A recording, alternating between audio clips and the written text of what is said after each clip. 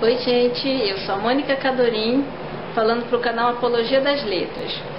Hoje eu vou mostrar para vocês alguns livros que eu tenho aqui na minha estante, que estão na minha fila de leitura. Vocês vão ver o tamanho do meu problema.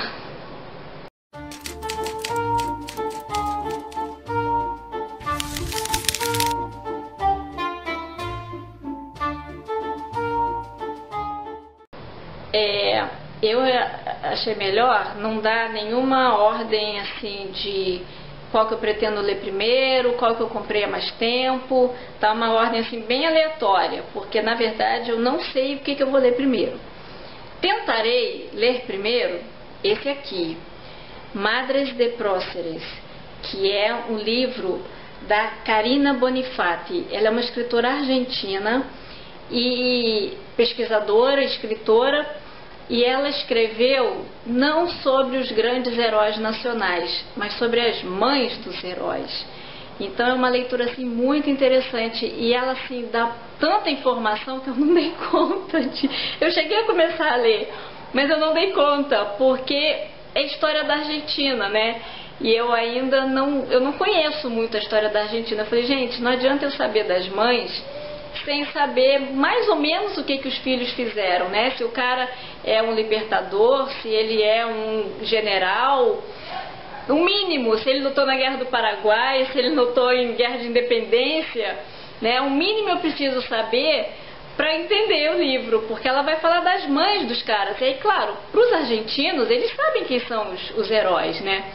Então eu comecei a ler, mas teve uma hora que eu parei de acompanhar. Eu falei, eu não estou mais entendendo.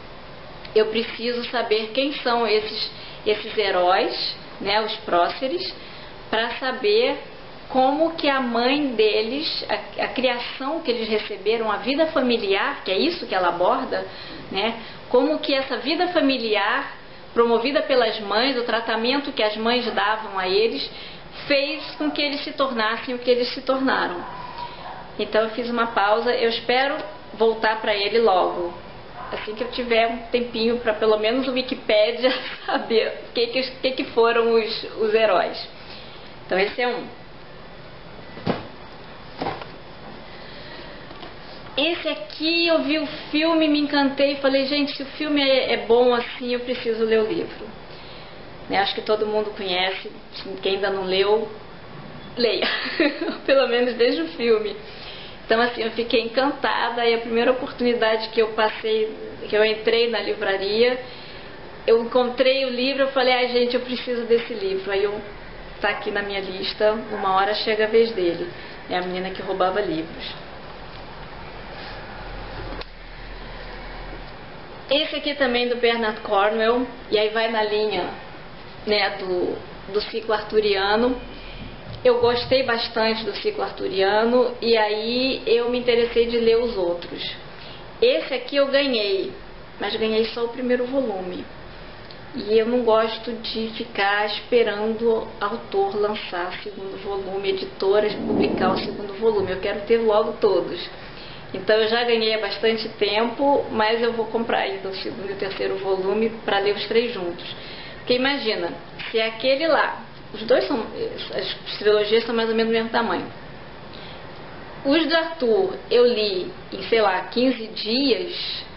Foi ali, final do ano, aquele feriadão de Natal e Ano Novo. Foram 15 dias, eu li os três.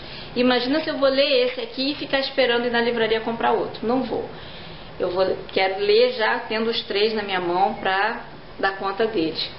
Mania, né? Imagina eu lendo Game of Thrones, eu ia morrer. Até por isso eu não me animo a ler. Vamos continuar aqui na literatura. Temos livro do Luiz Madureira chamado Joia Rara. É um escritor que eu ainda não conheço, vou conhecer assim que ler, que eu encontrei no Instagram. E aí nós fizemos um combinado de trocar livros.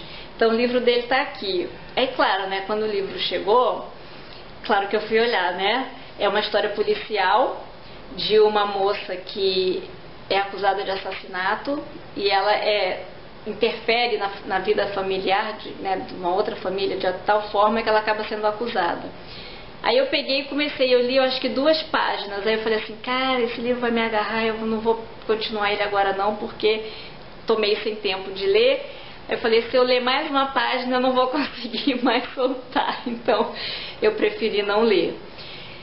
Parece ser bem interessante, e é esse tipo policial, né, e o pouco que eu li realmente prende a leitura. Quem tiver, né, disposto a conhecer, parece ser bem interessante. Também outra autora que eu conheci lá no Instagram, a gente também trocou livros. Esse aqui não é romance, esse aqui são páginas de poesia, crônica. É um livro, estou até com marcador aqui. Esse aqui eu também comecei a ler porque eu não resisto. Tem desenho, tem crônica, tem coisas com letras diferentes. Tem uns aqui, deixa eu ver se eu acho, que a escrita desenha, né? É uma coisa assim meio concreta de desenhar com as letras, com o texto. Aí tem umas páginas assim bacanas, né? Bonito. É um livro super gostoso de ler, a gente se envolve, né? Eu começo a ler, eu perco noção da vida. Então também a Gisele D'Angelo, quem não conhece, quiser conhecer, é uma boa forma de começar. Meus escritos favoritos, bem interessante também. Essa aqui acho que foi minha última aquisição. É O Ninho de Fogo, da Camila Deus Dará. Acho que é uma trilogia, não sei, porque ela ainda está, o segundo ainda não foi publicado. Ela é daqui do canal Apologia das Letras, né? Ela tem o canal dela, mas ela também colabora aqui com a gente. Então, assim, é amiga. Eu comecei a ler quando ela estava escrevendo ainda, eu cheguei a ler uns 2 ou 3 capítulos. É uma escrita assim que prende a gente. Eu não sei se eu que tenho problema, porque os livros me prendem muito. Mas enfim, o livro dela prende a gente, né? Da gente ficar naquela coisa de, e agora? O que vai acontecer? Vou ler só mais uma página, né? Aquela coisa de só mais uma página, quando você vê foi o livro todo. Então também é uma leitura bem interessante. A diagramação que eles fizeram ficou bem bonita, né? Com umas letras diferentes, com efeito de página. Aqui tem um mapa, né? Porque é um livro de fantasia, acontece num outro mundo. Então tem o mapa. E cada página tem aqui uns detalhezinhos, uns desenhos. Início de capítulo eu já vi que tem um menininho, que eu acho até que sei quem é, mas não vou contar. Então assim, é bem interessante também, tá na minha fila, vai chegar a vez dele. Eu tô bem ansiosa para ler, porque imagina, eu vi o livro nascer, né? A gente lá conversando no fórum do Escreva Seu Livro, e se conheceu, e ela escrevendo, e aquela coisa.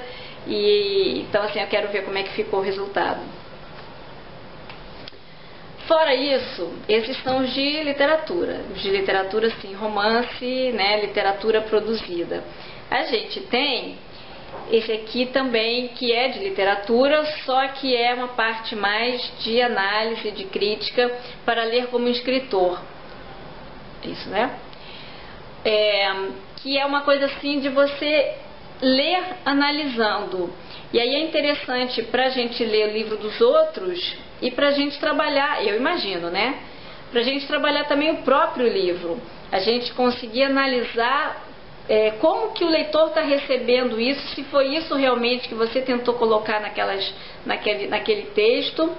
Então a minha intenção de ler esse livro é tentar analisar melhor os livros dos outros, né? Entender melhor, extrair mais sentido, mais significado literário dos livros dos outros, e conseguir fazer essa análise também para os meus livros, para conseguir expressar melhor o que eu quero expressar, né?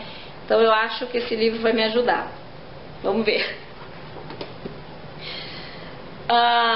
Eu já falei que eu tenho uma queda sobre histórias do Rei Arthur. Aí meu pai, esse livro é do meu pai, está emprestado comigo, já não sei quantos anos.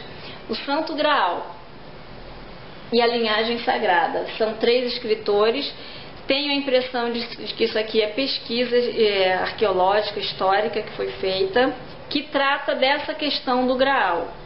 Então, ao mesmo tempo que, de certa forma, não tem nada a ver, né? Não é o tema da mitologia, não é a mitologia trabalhada, vai em cima do tema, né? De por que os escritores daquela época trabalhavam essa temática e dessa forma, o significado dessa busca do Graal, que todo romance de cavalaria que se preze tem.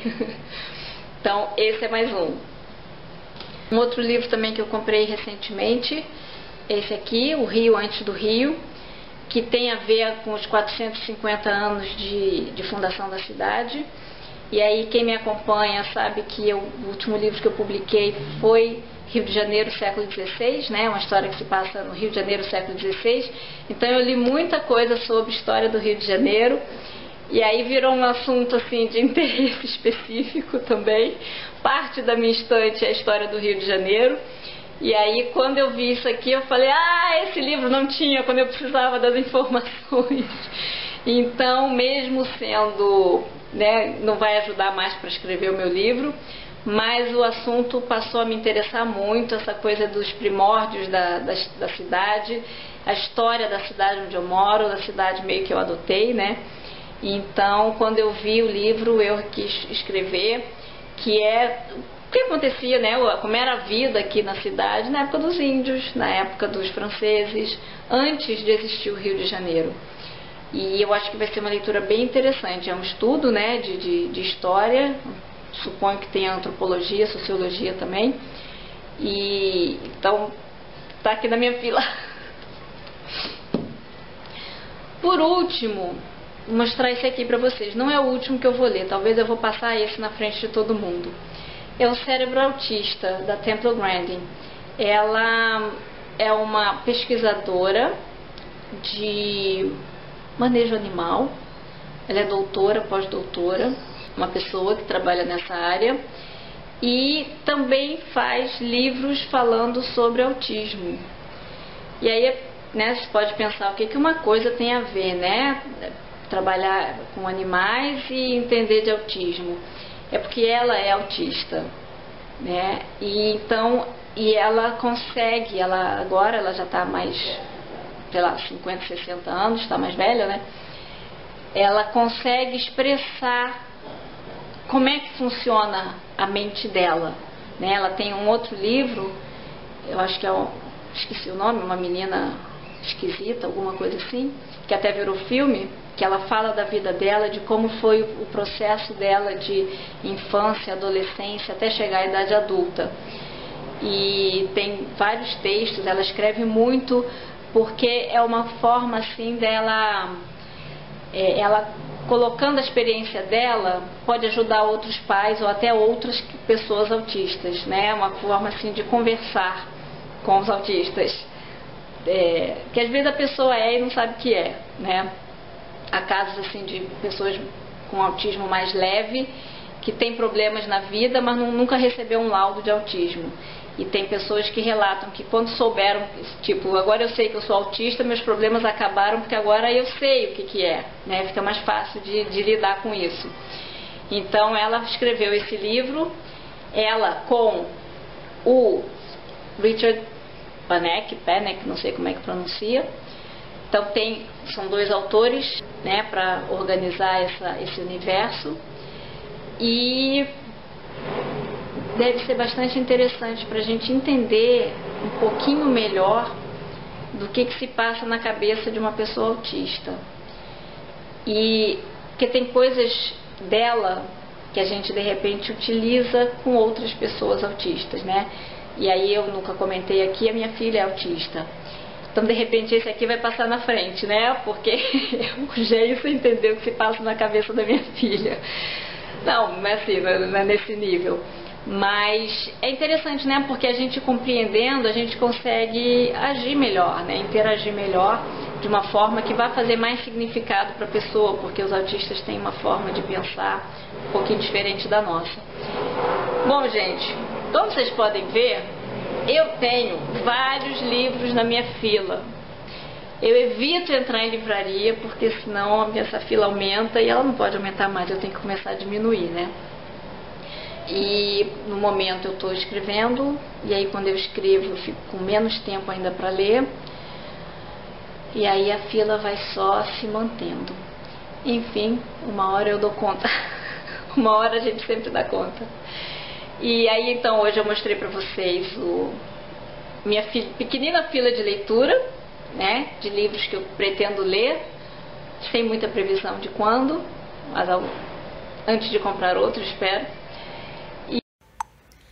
Bom, gente, meu cartão de memória encheu, então aqui rapidinho, só para terminar, eu sou a Mônica Cadorim, do blog Escrever Pra Mim, falando para o canal Apologia das Letras.